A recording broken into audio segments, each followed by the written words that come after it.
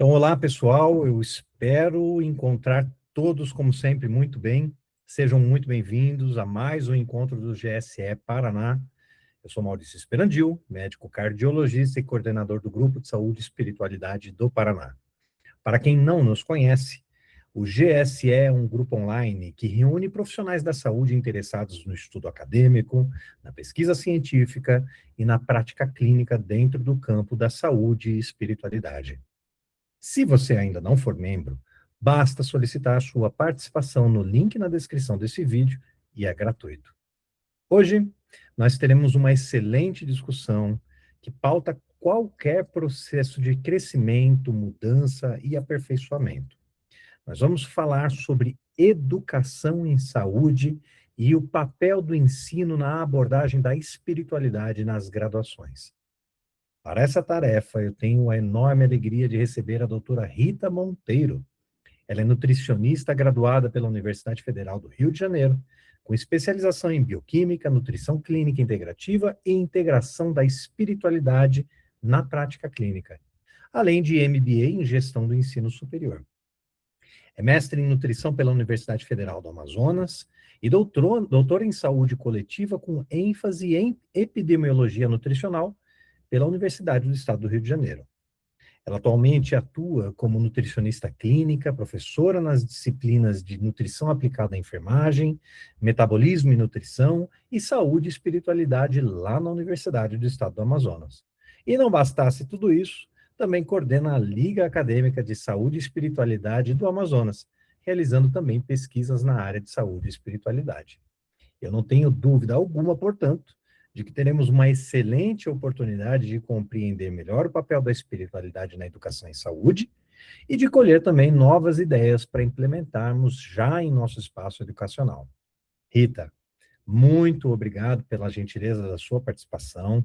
Eu fico muito feliz em lhe ter por aqui e também pela oportunidade de nós conversarmos sobre um tema que me é muito importante também. Esteja à vontade para assumir a palavra, então, a partir de agora. Muito obrigada, Maurício. Boa noite a todos. Primeiro, gostaria de agradecer o convite feito pelo Maurício para estarmos aqui hoje, trocando umas ideias, conversando um pouco sobre esse importante tema, né, que é a formação em saúde e a inclusão, né, a inserção da espiritualidade nessa formação em saúde. E com essa pergunta, né, que conversando com o Maurício, sobre o tema, nós chegamos a essa pergunta, né? Ensinar saúde sem falar de espiritualidade é formar técnicos, né? Então, eu vou aqui compartilhar a minha... E eu espero, né, que ao final da noite de hoje, cada um de nós consiga, né, efetivamente responder a essa indagação. Então, vamos lá. Primeiramente, né, para nós falarmos de formação em saúde, eu não fiz um passeio muito distante, né, não fui muito para trás, mas trouxe aqui 3 momentos importantes de modelos de saúde que vêm permeando, né, a nossa formação de profissionais na área de ciências da saúde. Então, a gente tem aí no século XIX, século XX, né, ainda um foco muito grande na patologia e na cura física, aquele dualismo muito conhecido, mente e corpo separados, né, e o corpo visto como uma máquina, né? Então, seria aquele modelo biomecânico do organismo em que o indivíduo adoecido seria uma peça que precisaria ser trocada, por exemplo. E, infelizmente ou felizmente, esse modelo ele ainda é bem prevalente, né? Bem predominante nas faculdades de graduação na área de saúde, em especial na área de medicina, aqui no nosso país, né?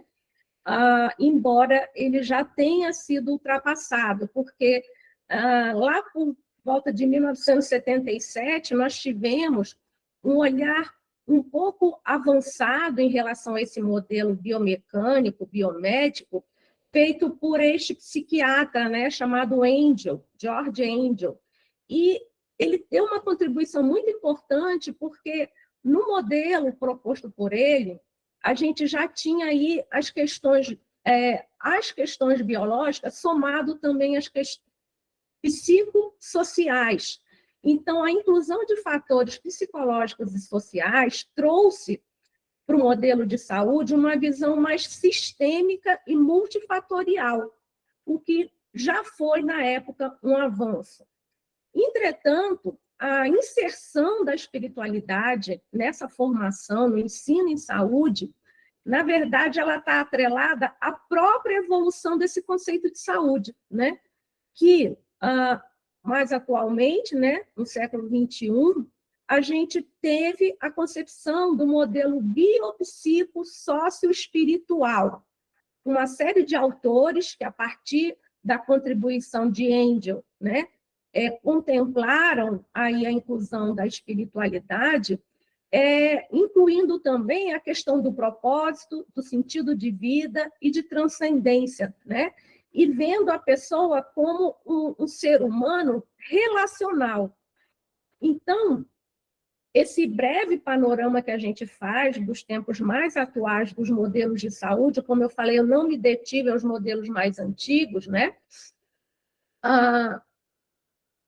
Trouxe para nós uma necessidade da inserção da espiritualidade como uma evolução necessária, realmente necessária, para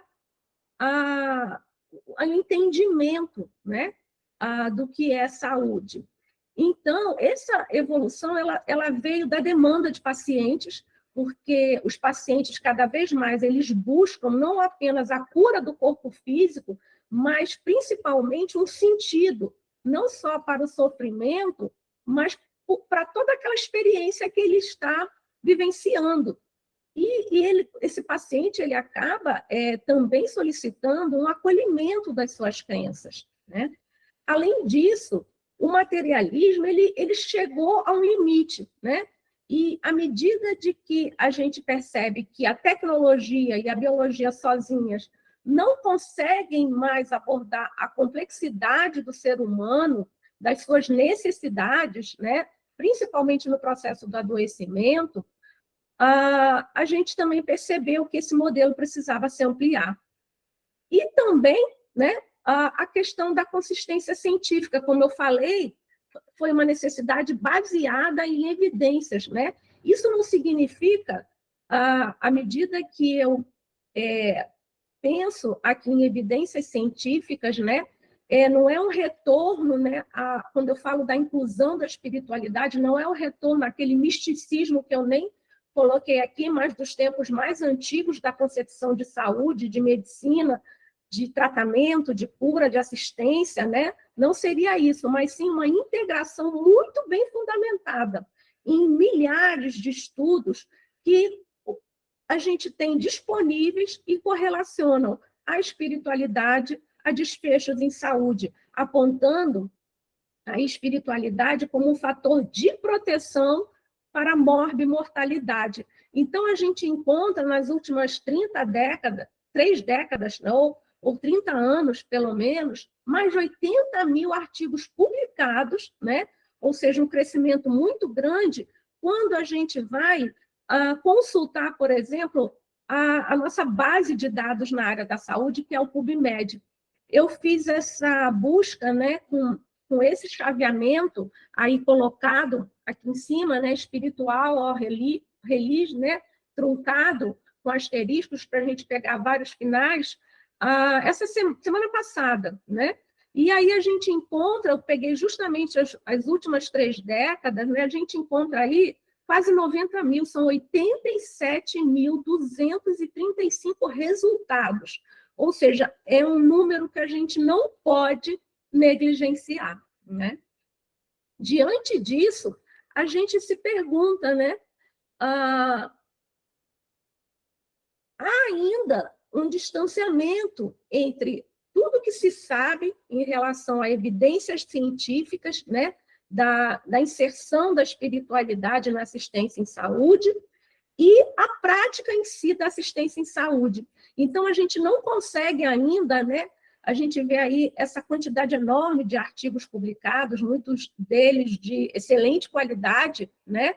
Mas a gente tem aí uma lacuna entre esse saber científico e a prática em saúde, demonstrando que a gente precisa promover nas instituições de ensino superior, nas universidades, espaços de reflexão e de formação que ampliem essa visão da saúde biomecânica ou biopsicossocial do ser humano, né, para além, com a inclusão da espiritualidade, né? E aí a gente vai agora começar a fazer um breve passeio, né, sobre essa questão, fazendo alguns questionamentos, algumas indagações que, ao longo da nossa conversa, a gente vai respondendo, né? A primeira indagação seria: será que existe apoio institucionais das grandes instituições para a inclusão do tema espiritualidade no ensino em saúde, na formação em saúde? E aí, quando a gente vai fazer uma pesquisa, né, a gente percebe instituições internacionais renomadas que, há mais de 2 décadas, já se posicionaram indicando, apoiando a inclusão do tema espiritualidade no ensino e saúde. E a gente vê aqui diversas delas, que nós conhecemos muito bem, como, por exemplo, a Organização Mundial da Saúde, que não modificou o seu conceito de saúde. Houve uma proposta, mas a modificação não foi feita, não houve a inclusão da palavra espiritual, mas ela incluiu a espiritualidade no seu grande instrumento de avaliação de qualidade de vida, tem uma dimensão só da espiritualidade, e também em todos os documentos de promoção de saúde. E, além disso, outras, né, associações de formação de enfermeiros, de formação médica, de psiquiatras, né, que já há algum tempo têm apoiado a inclusão da espiritualidade. Eu trago aqui algumas logomarcas que a gente acaba percebendo melhor esses nomes, né? Só para confirmar o slide anterior. E quando a gente vem para o Brasil, isso não é diferente. Nós temos aí a Associação Brasileira de Educação Médica, a Associação Brasileira de Psiquiatria, a Sociedade Brasileira de Cardiologia, a de Oncologia, de Pediatria de São Paulo, que tem já grupos específicos de estudo, né? Grupos de trabalho que fizeram essa inclusão da espiritualidade em cada uma dessas especialidades, né? Demonstrando, então, que realmente esse é um movimento que está muito forte também no nosso país. E, mais recentemente, eu não poderia deixar de destacar, o Conselho Federal de Medicina, no ano passado, criou um grupo de trabalho, vem realizando uma série de atividades, de eventos, que daqui a pouco eu ainda vou mostrar um pouco mais quando nós falarmos de formação continuada. Então, nós já temos uma comissão de saúde e espiritualidade criada em Brasília, no Conselho Federal de Medicina, né? Da mesma maneira, as diretrizes curriculares nacionais, que é o norte que o MEC, né, o Ministério da Educação, publica para cada uma das formações. Então, a gente tem DCNs para o curso de medicina, de enfermagem, odontologia, nutrição, para todos os cursos, né, de saúde e das outras áreas. E as DCNs de medicina foram homologadas também recentemente, no ano passado, com a inclusão do tema espiritualidade e também da questão da religião.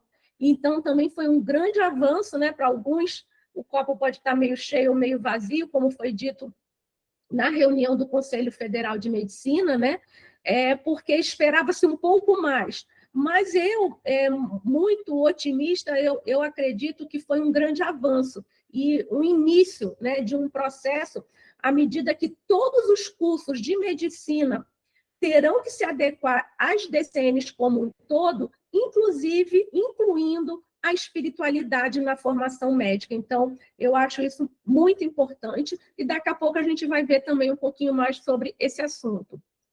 Aqui está, né, a resolução CNE-10 do Conselho Nacional de Ensino. Ela foi homologada em 30 de setembro do ano passado, como eu falei, ela está fresquinha, e nos capítulos 3 e 4, né, 3, que fala das competências do graduado, e no capítulo 4, que fala da organização curricular, a gente tem a inclusão do tema, e a gente daqui a pouco vai mostrar, né? Ou seja, sim, existe apoio de instituições internacionais e nacionais, e no nacional a gente tem aí, mais recentemente, esses apoios que há pouco falei, né, para a inclusão do tema. Agora, a gente poderia se perguntar, né, dito isso, como será que está o panorama, então, da inclusão de uma disciplina, de um conteúdo, né, na graduação, na formação de profissionais da área de saúde, né? Então, agora a gente vai fazer aqui um breve panorama apontando alguns desafios também. Então, é importante, nesse primeiro momento, a gente ter uma ideia do quantitativo de escolas médicas que existem em alguns países. Inclusive, aqui no Brasil, é um quantitativo alto de escolas, né? Mais de 300 escolas, só perde para a Índia, vocês podem ver aqui. E a gente tem também a população em milhões, ou seja, há uma desconexão, por exemplo, entre Índia e Brasil, né? Que a gente tem aí, inclusive China, com a população enorme e um número de médicos bem menor, né, do que Brasil e China. E a gente vai vendo aí algumas distorções. Aqui são os 10 países que têm mais cursos de formação em medicina, de graduação no mundo. Eu botei esses outros 3, a Argentina, porque aqui próximo a nós, que também tem uma situação não tanto quanto o Brasil, mas semelhante, né? Mas a questão da proporção da população para o número de faculdades que formam médicos, né? O Reino Unido e a Alemanha, porque a gente vai trazer também alguns artigos falando sobre esses países, né? Então, a gente percebe aqui que no Brasil, pelo número de escolas médicas, né? Se eu não me engano, são 380 atualmente, 384, é uma árdua tarefa, né? A gente incluir a espiritualidade em todos os currículos de todas essas instituições de ensino superior. Diferente, por exemplo, de países que eu tenho um número de 36 escolas, né? Então, acaba ficando bem mais tranquilo. Então, como eu falei, fazendo esse passeio, eu trago primeiramente essa publicação do Carnegie, junto com colaboradores, né? Que mostrou a expansão do ensino nos Estados Unidos. Então, em 1993, só tinham 3 escolas médicas oferecendo o tema. Depois, em 2004, 100 das 150 escolas já incluíam conteúdos na área. A última informação que a gente tem, de 2006, é que mais de 70% das escolas médicas americanas possuem algum conteúdo, alguma formação na área de saúde e espiritualidade, né? Então, houve uma expansão muito grande do ensino em saúde e espiritualidade nos Estados Unidos, né? Aí eles fizeram uma avaliação e viram que deste conteúdo, dessas escolas que responderam à avaliação, que foi 122 escolas, o que equivale a 85%, né? Destes, de 84% a 90% tinham conteúdo de espiritualidade. Agora, sim, a gente vai ver que muito pouco obrigatória, né? Só 7% na forma de disciplina obrigatória, né? Os desafios apontados foram a baixa prioridade institucional e a resistência para que este conteúdo se amplie ao longo da formação desses profissionais, certo?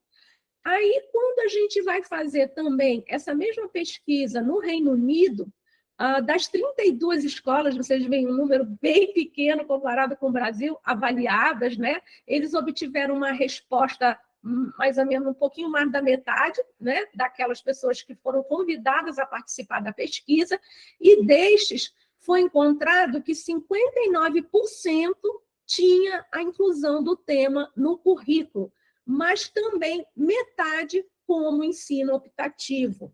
E os grandes desafios encontrados foi a baixa padronização, esse conteúdo ele não está muito bem determinado, como ele aparece na formação médica, né, em relação a formato e carga horária. Continuando esse panorama internacional, quando a gente pesquisa, né, e encontra essa publicação de países que falam língua alemã, né, aí a gente tem aí a própria Alemanha, né, a Suíça, que também fala alemã, e, se não me engano, teria mais uma, né, Suíça, Alemanha, agora não estou me lembrando do terceiro. E a gente tem aí, foram 46 escolas avaliadas e também obteve um percentual de resposta por volta da metade, né? Destes, 52% tinham o tema incluído, mas só de conteúdos optativos, né? Nenhuma disciplina obrigatória específica foi encontrado. E também os desafios apontados são as divergências nas crenças entre pacientes e profissionais, que ainda estão dificultando a implementação da espiritualidade na formação médica nestes países, certo? E aí, quando a gente vem para o Brasil, a gente tem aí estudos que começam em 2012, estudos mais robustos, né? Também com a participação do Dr. Koenig, né? Com o Giancarlo Lucchetti, que é de Juiz de Fora, e também outros pesquisadores importantes, né, nessa área de publicação de saúde e espiritualidade, e eles conseguiram, na época, avaliar 180 escolas, né, na época eram 180 escolas, eles conseguiram uma resposta também por volta da metade, 48%, e eles encontraram que 40% das escolas que responderam ao questionário tinha algum conteúdo em espiritualidade na formação médica. Frequentemente, não uma disciplina propriamente dita, mas frequentemente fazendo parte de outros componentes curriculares, principalmente ética, psicologia e medicina comunitária. Somente 10% como disciplina específica, tá? Apesar da maioria dos coordenadores de curso reconhecerem a importância do tema. Então, um negócio assim interessante. Há o reconhecimento, mas naquela época a participação ainda era bem pequena, né? Quando a gente vai para esse estudo que é um estudo multicêntrico, chamado Desbrame, né? Também feito com esses autores que eu citei há pouco, em 2013, no ano seguinte, foi publicado, eles já fizeram um estudo específico, porque eles avaliaram o que os alunos pensavam, o que os professores, coordenadores pensavam. Então, foi um estudo que só foi com 12 escolas médicas, né? E eles tiveram aí a participação de 61%, que foi 3.630 pessoas entrevistadas. E eles queriam justamente entender a percepção dos estudantes. Vou tomar uma aguinha aqui, porque eu estou saindo de um resfriado, minha garganta está bem seca. E aí, eles perceberam que 71%, né, dos entrevistados acreditam que a espiritualidade influencia a saúde, 75% considera relevante o tema na prática, e 58% desejam abordar o tema com pacientes quando eles estiverem já na assistência. Então, o que eles perceberam, que apesar de ter esse interesse por parte dos alunos, 81% deles nunca tinham participado de qualquer tipo de atividade sobre o tema. 78% relataram que o tema é raramente abordado pelos professores e 63% defendiam a inclusão no currículo. Então, vocês percebem que existe aí uma lacuna entre o querer, né, o se interessar pelo tema, e propriamente dita a presença do tema na formação. e algumas barreiras. Eles identificaram também essas barreiras, né?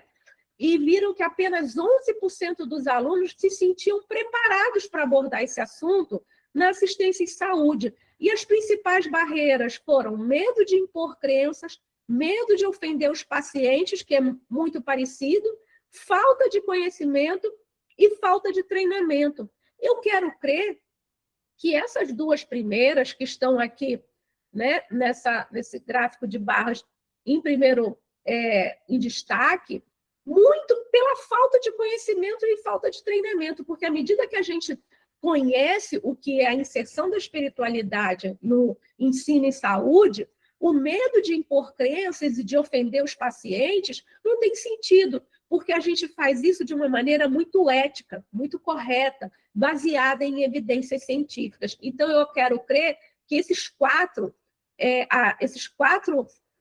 fatores que apareceram aí como principal barreiras, eles estão muito interrelacionados. Tá? Bom, e esse mesmo estudo que avaliou o número de escolas médicas com a formação na área de espiritualidade, ele foi refeito mais recentemente, foi publicado em 2023, já com um número maior de escolas, 342, agora, como eu falei, parece que está em 380, né? Teve aí 44% de respondentes e a gente chegou a um conteúdo maior em espiritualidade para 65%, sendo 21% com disciplinas específicas, sendo somente 7 obrigatórias, mais ou menos muito parecido com o panorama internacional, né? Da maioria das disciplinas serem optativas. Mas esse estudo concluiu que a expansão do ensino de espiritualidade nas escolas médicas brasileiras foi muito significativo, porque em 2011 a presença de algum conteúdo no currículo era de 40%. Em 2021, que foi a época da coleta de dados desse estudo, passou para 65%. E também o crescimento de disciplinas específicas neste período, que passou de 10%, né, dobrou para 21%. Então, a gente percebe um avanço interessante, né? Ainda em relação a esse estudo, o que eles também discutiram é que esse ensino de espiritualidade ainda não está muito bem estruturado, apresenta-se fragmentado, há predomínio dos componentes curriculares teóricos, uma baixa inserção longitudinal. O que significa isso? O ideal é que, ao longo do currículo, ao longo da formação do profissional de saúde, né? Porque existe uma trajetória ao longo dos semestres e anos para essa formação, que longitudinalmente esse tema aparecesse, e não só numa disciplina específica ou num conteúdo único de uma disciplina de ética ou de medicina da família, mas que ele fosse realmente contemplado em vários momentos da formação, né? E um detalhe importante que nós vamos falar também é a questão das ligas. As ligas acadêmicas um movimento muito interessante, né, próprio do Brasil, né, principalmente nos cursos de ciências da saúde. Eles encontraram aí que 27% das escolas médicas tinham alguma liga acadêmica de saúde e espiritualidade. E apontaram como desafios a falta de conhecimento dos docentes, restrição de tempo no currículo também para esses temas, e a ausência desse tema nos planos de ensino de outras disciplinas que muitas vezes abordavam em sala de aula, mas isso não estava registrado nesse importante documento que é o plano de ensino do componente curricular. Mais recentemente, né, ano passado, foi publicado esse outro estudo, eu achei interessante trazer, apesar de que ele não foi um estudo de coleta de dados diretamente com coordenadores, professores ou alunos das escolas médicas, e sim, ele foi um estudo documental a partir do sistema EMEC, que é o sistema do Ministério da Educação que regula todos os cursos de graduação do Brasil. Então, foi uma análise documental. E aí eles estudaram 346 escolas, né?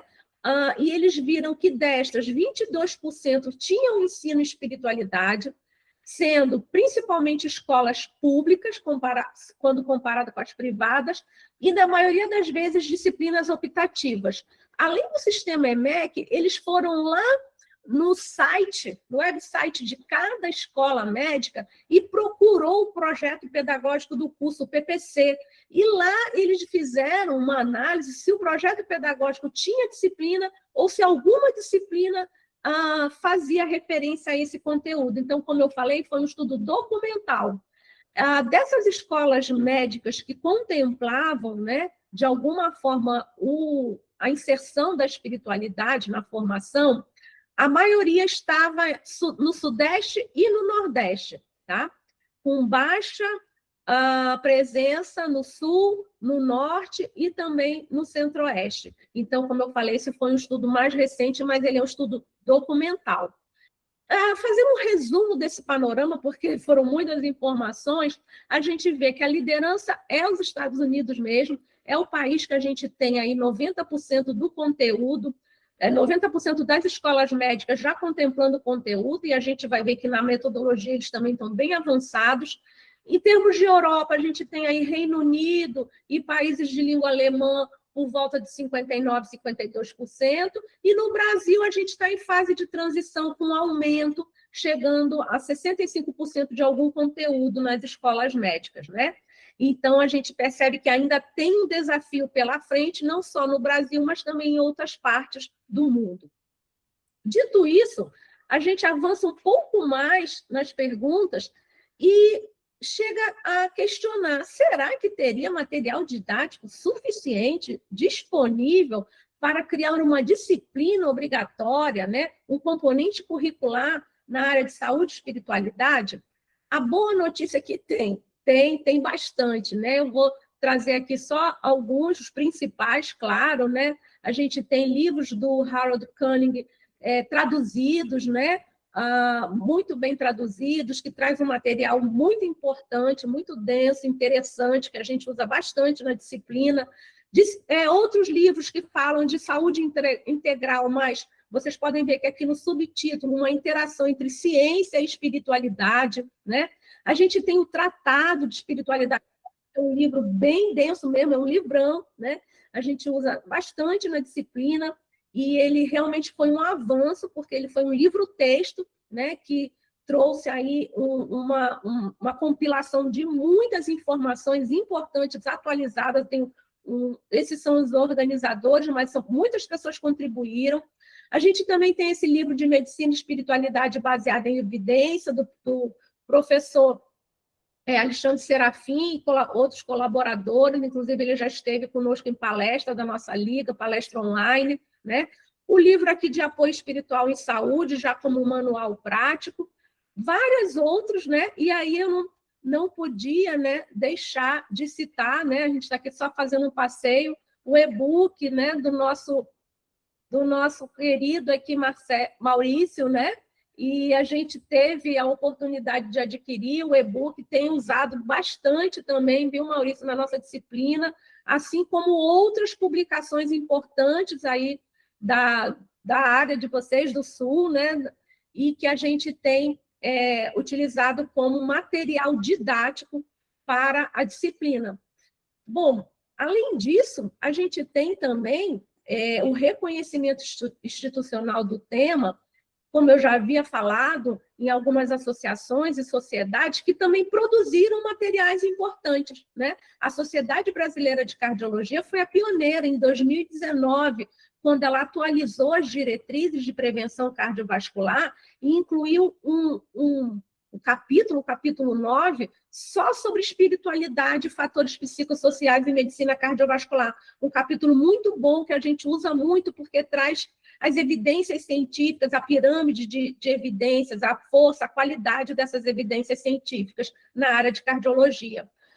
Também temos esse manual de cuidados paliativos, que no capítulo 2 a gente tem só falando de espiritualidade, como abordar essa importante demanda, bem importante também nessa área de cuidados paliativos, assim como na oncologia, né? Nós tivemos aqui um e-book publicado somente sobre espiritualidade em oncologia, em 2023. Então, esses materiais, eles fazem parte do nosso, né, cabedal de documentos que a gente apresenta para o aluno, demonstrando que sim, tem uma base teórica, tem uma base científica para que essa disciplina se torne obrigatória. Assim como o NANDA, né? O NANDA é um livro de diagnóstico da área de enfermagem. Eu tive o cuidado de procurar aqui essa palavra, né, truncada, SPIRIT, ela aparece 62 vezes nesse manual de diagnóstico de enfermagem, essa publicação mais recente. Então, para a gente ver que realmente a enfermagem ela está com a espiritualidade bem inserida na questão dos diagnósticos de enfermagem. E aí, materiais menos densos, como guias e cartilhas, né? Alguns publicados na época da pandemia, mas que também acabam sendo interessantes para a gente mostrar para o aluno em termos de curiosidade. Dito isso, a gente já vai para um outro patamar. Tá? Nós temos material, e como trabalhar isso? Como seria a melhor metodologia para incluir a espiritualidade no ensino em saúde, né? A gente viu que o material existe, a gente viu falando de estudo de inserção longitudinal, que não é muito comum, as inserções são mais pontuais. Então, qual seria a melhor metodologia? E aí, olha só, gente, em 1999, já faz tempo, né? Décadas, que nos Estados Unidos, a Associação de Escolas Médicas definiu objetivos e estratégias educacionais de incorporação da espiritualidade no ensino médico nessa publicação. Então, a gente já tem aí muito bem declarado, a ponto deles reconhecerem os objetivos de aprendizagem necessários ao aluno, como reconhecer a espiritualidade como uma dimensão relevante da saúde, compreender sua influência no processo saúde-doença, muito importante quando se fala da epidemiologia, desenvolver habilidades para abordagem clínica, incluindo a anamnese espiritual, como colher uma anamnese espiritual, quais são os instrumentos que existem para a pesquisa, né, e para a história espiritual, integrar aspectos espirituais ao cuidado centrado na pessoa, promover atitudes de empatia, respeito e sensibilidade cultural, e refletir sobre o impacto das próprias crenças na prática profissional.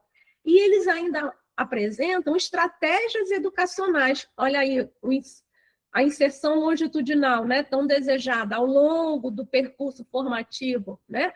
A integração com outras disciplinas, a utilização de metodologias ativas, o treinamento prático de habilidades de comunicação não violenta, de comunicação compassiva, empática, né? Muito importante.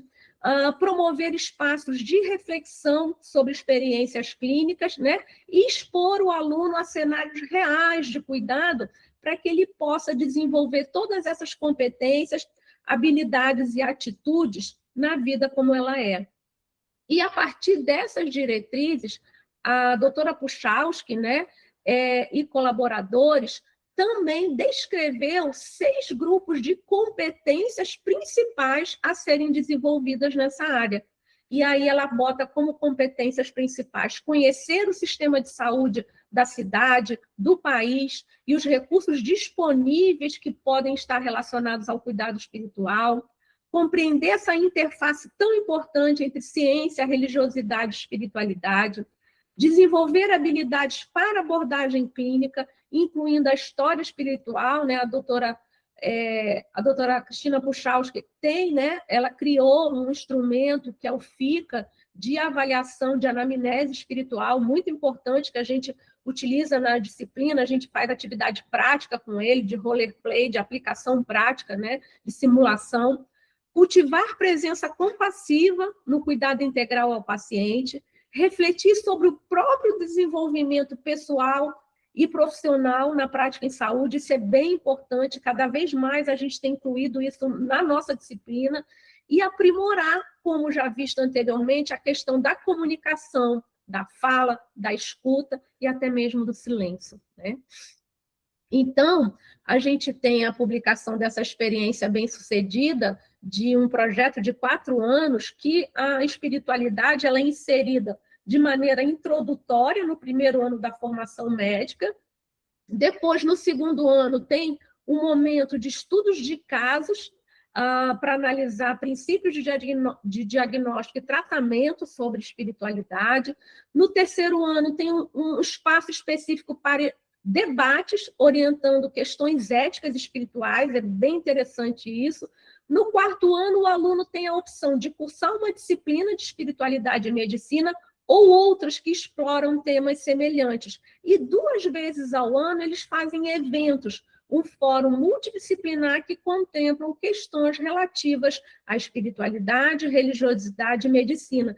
Então, aí seria a tal da inserção longitudinal, quando a gente tem ao longo, né, do currículo vários momentos que o tema é contemplado, que é o melhor dos cenários, né? Bom, dito isso, né, a gente percebe que a preparação do profissional da saúde, ele se faz necessário, né?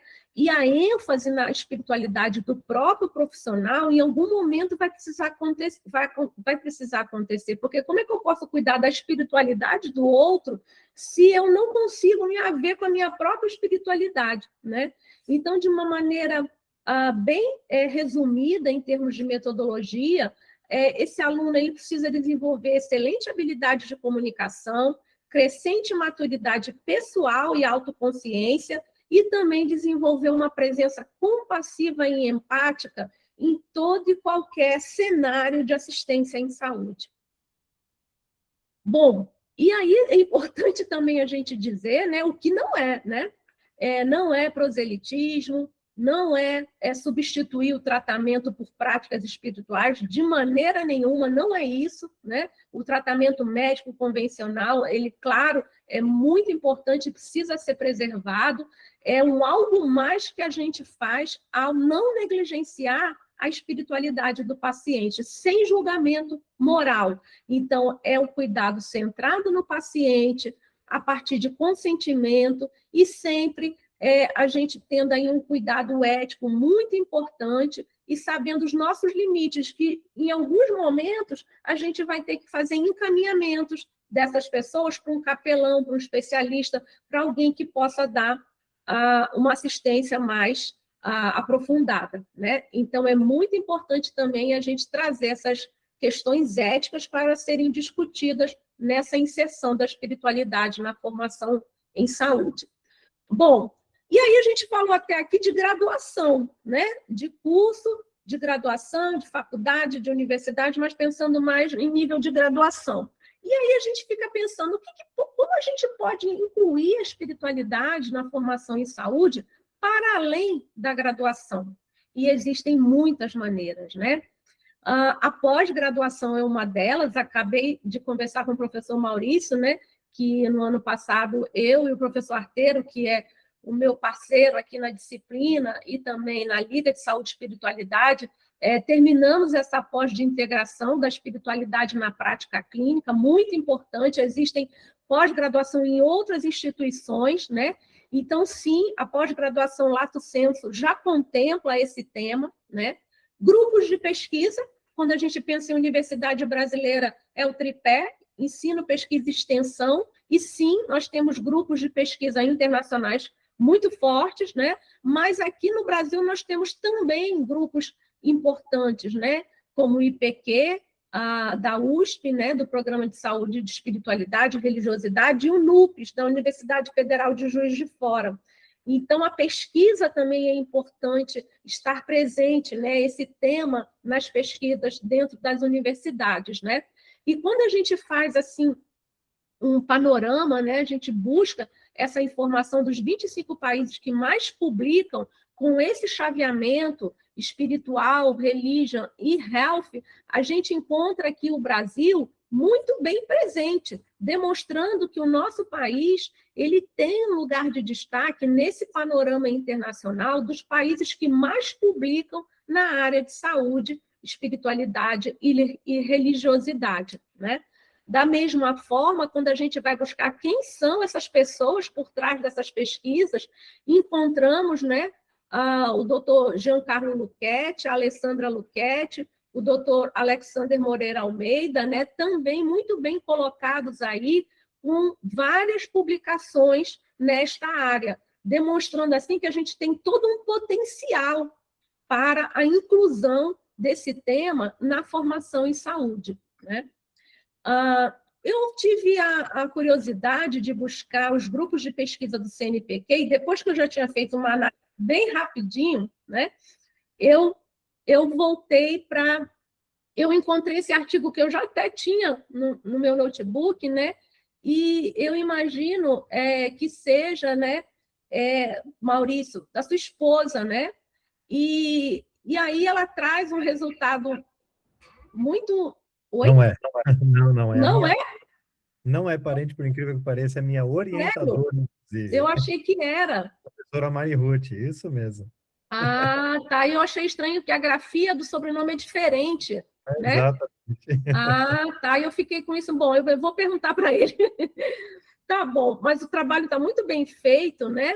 E ela fez uma análise dos grupos de pesquisa. São, na época, 33 grupos de pesquisa na área de espiritualidade e saúde no Brasil, né? 16 atenderam aos critérios que ela tem tudo direitinho, critério de inclusão, exclusão. A maioria no Sudeste, destes 9 estavam bem estabelecidos e 7 em processo. E os temas investigados estão aí elencados. Aí, depois que eu encontrei esse artigo, né? Aí aqui ela coloca o mapa, está muito bom esse artigo. Eu já tinha feito por conta própria, mais atualmente, porque a gente está com o objetivo de criar um grupo de pesquisa aqui no Amazonas. Então, a gente já tinha feito a coleta desse material, né, e gera uma planilha do Excel, e aí eu tabulei rapidinho, só para a gente ter uma ideia. Atualmente tem 54 grupos, de uma maneira bem geral, passa por artes por áreas como arte, direito, ecologia, bem diferentes, né? Geografia, no CNPq, dos quais 45% são grupos da área de saúde e espiritualidade, né? Aí, destes, 9 na área de saúde coletiva, 8 em medicina, 7 em enfermagem, só 1 em odontologia. Quando a gente vai localizar geograficamente esses grupos, né? Eles estão presentes principalmente no Sudeste, em seguida no Nordeste, Centro-Oeste e Sul, bem pouquinho, região Norte não tem nenhum, né? E as dimensões mais incluídas nesses grupos de pesquisas que eu encontrei foram na área de saúde coletiva, na área de formação, de educação, na área clínica e do cuidado em saúde, tá? Esse daqui eu peguei, é o que está atualmente vigente lá no CNPq. Então, esse é o panorama atual. Bom, então a gente tem a possibilidade da pós-graduação lato sensu, da pesquisa e, finalmente, da extensão. Então, as ligas acadêmicas realmente é um movimento forte na área de saúde e espiritualidade, a ponto de ter uma associação de ligas acadêmicas e grupos de estudos na área, nesse tema, que se chama Alegres, né? Então, eles estão com a atualização aqui, eu fui lá olhar, continua sendo essa, mas a última atualização é de 2021, tinham 71 filiados. Nós fomos o filiado número 33, 33º, isso lá em 2020, quando a nossa liga começou, nós somos filiados a Alegres. Olha só quanta liga que tem, né? As logomarcas bem bonitas, eles têm congressos de encontro dessas ligas, que chama Combrasier. Então, a extensão tem um potencial muito grande, né, para a inclusão do tema espiritualidade. E assim como a formação continuada, são diversos eventos, né, congressos, seminários, palestras, simpósios, grupos como, né, o que nós estamos aqui hoje fazendo, esse grupo de estudo, que não termina nem fica pouco, né? Todo ano a gente tem assim muito evento acontecendo que proporciona a formação continuada nessa área. E aí eu destaco nessa formação continuada, como eu havia dito, né, o Conselho Federal de Medicina ele veio fazendo alguns eventos, mas esse webinar ele foi importantíssimo. Gente, tem 3 horas e 14 minutos de gravação no YouTube, mas vale a pena assistir cada minuto. Tá muito bom, tá? E eu sugiro que vocês assistam, porque foram vários, todos esses pesquisadores principais, tanto do Brasil quanto de fora do Brasil, como o Koenig, né? Ele fez uma palestra online, o Alexander também, o Luquete, né? Então, nós tivemos assim, participações importantes nesse evento, e está bem atualizado para quem quer ter um panorama sobre esse tema. Então, a gente tem aí disponível 3 horas, né, de palestras. Bom, e finalizando, já caminhando para o final, a gente mostra aqui a nossa experiência na UEA, minha e do professor Arteiro, meu parceiro, né, que a gente trabalha junto na disciplina de saúde e espiritualidade, e também na Liga de Saúde e Espiritualidade. Então, brevemente, eu vou mostrar aqui a nossa experiência. A disciplina ela começou em 2018, como um processo ainda administrativo para aprovação da inclusão dessa disciplina, quando o professor Arteiro se deparou que essa disciplina já estava no projeto pedagógico do curso de medicina, e foi muito rápida a aprovação, de modo que, em 2019, a primeira turma foi ofertada como uma disciplina optativa de 30 horas. Ao longo dos anos, né, ela foi sendo ressignificada. Em 2020 veio a pandemia, na mesma época que nós ampliamos a oferta de vagas da medicina também para enfermagem e odontologia, nós tivemos que entrar no formato de educação à distância. E isso foi mantido até 2021, quando a gente também mudou o nome da disciplina de Medicina e Espiritualidade, né, que não tinha mais sentido, passou a ser Saúde e Espiritualidade, e abarcar os nossos 3 cursos da saúde. Só são 3, porque são os únicos 3 que a UEA tem, tá? Medicina, odontologia e enfermagem. E a gente também tem o curso de Educação Física, mas é uma licenciatura, né? Então, acaba que o currículo dela é bem distinto. A gente tem, em 2022, a gente voltou para o formato presencial. Em 2023, a gente percebeu que precisava ter como pré-requisito para a disciplina Epidemiologia Geral, por conta das evidências científicas, análise de artigos que a gente faz ao longo de todo o semestre. Era importante o aluno saber o que é uma evidência científica de qualidade, os diferentes desenhos epidemiológicos de estudo. Então, a gente pediu que essa disciplina tornasse pré-requisito, e funcionou muito bem. Depois nós fizemos um ajuste no número de vagas, e hoje, 2026, né, a gente continua com a disciplina optativa de 30 horas, a gente está na 15ª turma, né? E muito felizes de estar participando desse processo.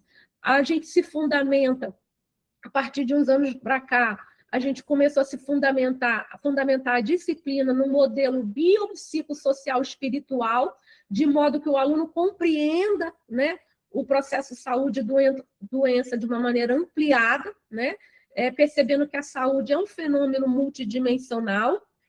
Isso foi importante para que a disciplina tivesse mais robustez, né?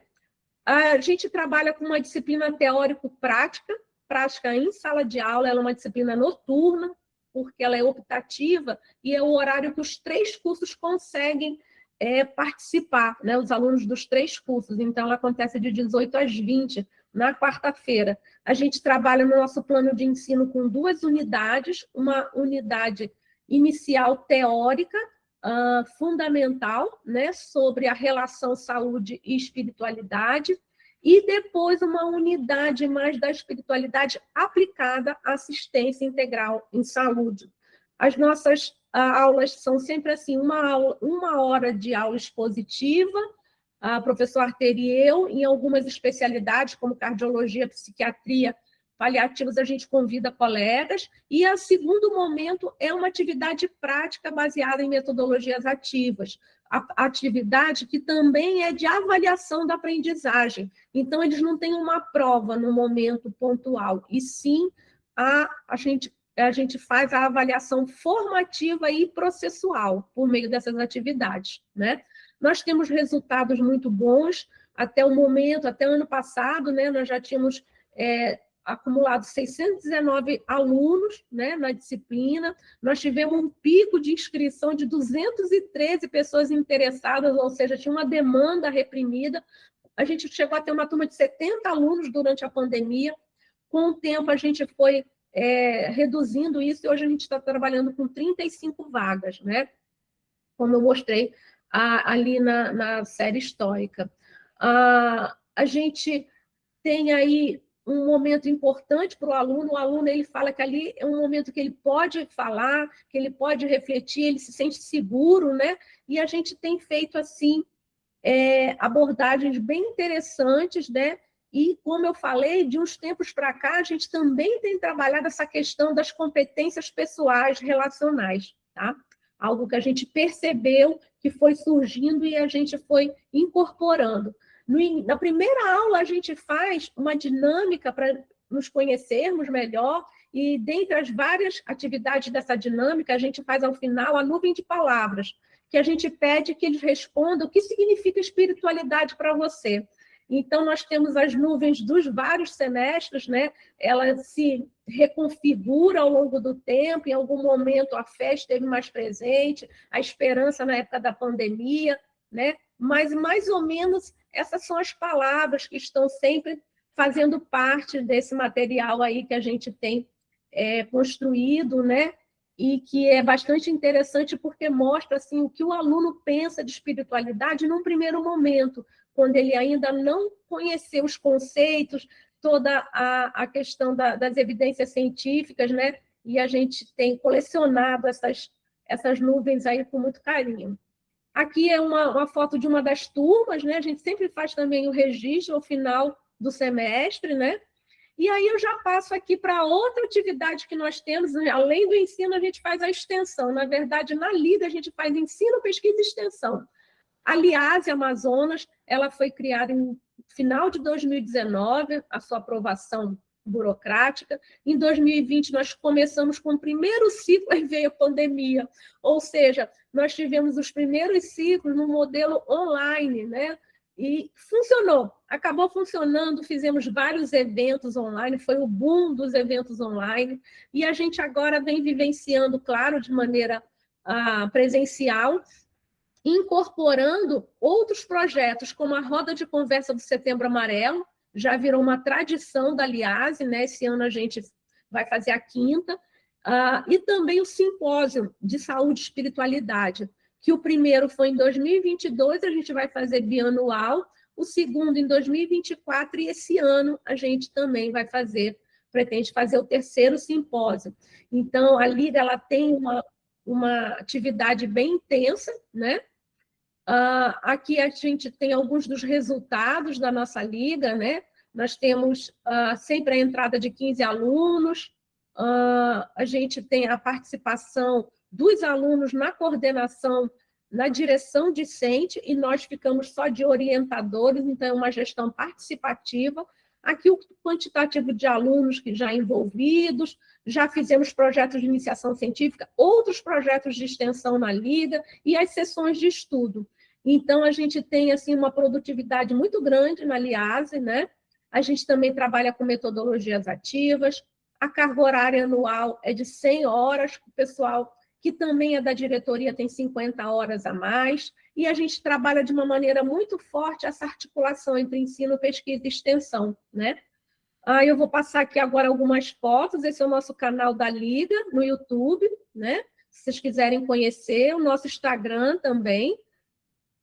Os nossos primeiros eventos, aqui o professor Alexandre Serafim, que participou, o protagonismo discente, quando a gente vai em outras instituições, são eles que apresentam, são eles que são os sujeitos ativos do processo, né? Aqui foi uma das rodas de conversa do Setembro Amarelo, e as nossas 2 edições do Simpósio de Saúde e Espiritualidade que já aconteceram, inclusive com a presença do professor Alexander Moreira, que lançou o seu livro aqui em Manaus conosco, né? Foi uma honra tê-lo aqui, palestrando e lançando seu livro. Aqui são as nossas sessões de estudo, as dinâmicas, né? A gente faz a aplicação da roda de saúde, que é bem interessante. Nós temos sessões abertas, que a gente faz a divulgação no Instagram, também Os alunos são responsáveis por fazer resumos de artigos científicos para publicar no Instagram da Liga, e o acolhimento, o carinho, né? Aquela recepção calorosa que a gente sempre tem o cuidado de fazer. No final do ciclo, a gente faz também a atividade de confraternização, né? E eles tornam realmente muito próximos. Nós fizemos 5 anos de Liga no ano passado, né? Com alguns relatos assim bem interessantes, né? Que a gente trouxe aqui alguns, né? Os alunos dizendo que foi marcante para o currículo a participação na Liga, que ele teve um lembrete ambulante aí de como devo tratar as pessoas, né? Como nutrir atitudes de gratidão e compaixão na vida e na carreira, maior aproximação com o próprio lado espiritual do aluno, ressignificação, transformação, autoconhecimento, autorreflexão. Então, são palavras que sempre surgem na autoavaliação que eles fazem ao final, tá? E aí, por último, eu pergunto, trago de novo a indagação e deixo com vocês a resposta, né? Será que ensinar saúde sem falar de espiritualidade é formar técnicos e não profissionais, né? E para concluir, né, a gente diz aqui que sim, há ainda um desencontro, como eu falei no início, entre o saber científico e a prática em saúde, mas a gente já fez bastante coisa, e o que nós precisamos fazer, né? Precisamos proporcionar nas universidades um cenário favorável, isso é muito importante, ampliar essa visão de saúde, porque enquanto a gente entender somente o modelo biomecânico, a espiritualidade vai ficar de fora, né? E preparar verdadeiramente esses futuros profissionais para uma abordagem integral em saúde. Então, mudanças são necessárias para que isso ocorra, né? É importante que a gente pense num profissionalismo integral, num profissional de saúde ético, empático, crítico, né? E realmente a gente não quer formar só técnicos competentes, mas humanos que vão cuidar de humanos. E a boa notícia, né, que eu falei para vocês da DCN, isso já está nas diretrizes curriculares. E aí eu trago um trecho oficial do texto, né, das DCNs recém-homologadas, dizendo que o graduado deve estar apto para promover o diálogo e a escuta qualificada e a compreensão mútua como fundamentos essenciais da prática clínica e da colaboração em saúde, considerando as singularidades das pessoas, seus saberes e culturas, crenças religiosas e espirituais. E aí prossegue. Também no artigo 20º, já falando de currículo, né, está dito nas DCNs que deve-se promover a integração curricular e a interdisciplinaridade, articulando as dimensões biológicas, psicológicas, étnico-raciais, socioeconômicas, culturais e religiosas, né, para o entendimento dos determinantes do processo saúde e doença e na construção do cuidado e saúde. Então, eu considero que muito nós já avançamos, porque muito nós já documentamos, e agora a gente tem que colocar em prática, né? Assim como a inserção da espiritualidade multinível na universidade, em nível de pós-graduação, em nível de pesquisa, em nível de extensão, de maneira que haja uma institucionalização plena, né? Permeando todas essas dimensões do trabalho acadêmico. Bom, e a nossa visão de futuro, gente, ao final de tudo isso, é que a gente não vai precisar escolher, né? E a ciência, a inteligência artificial, a genética, a medicina de precisão, ela precisa se aliar à empatia, ao vínculo, à espiritualidade, ao significado e propósito. Então, o médico do futuro, como eu falei, não vai precisar fazer escolhas, né? Entre ser um cientista de ponta ou um humanista compassivo. Ele terá que ser necessariamente ambos, né? É isso que a gente espera, e assim a gente espera também ter respondido a pergunta do início dessa apresentação e as outras indagações, as outras questões que foram permeando, né, a nossa conversa aqui hoje. E aí eu agradeço, né, a paciência de vocês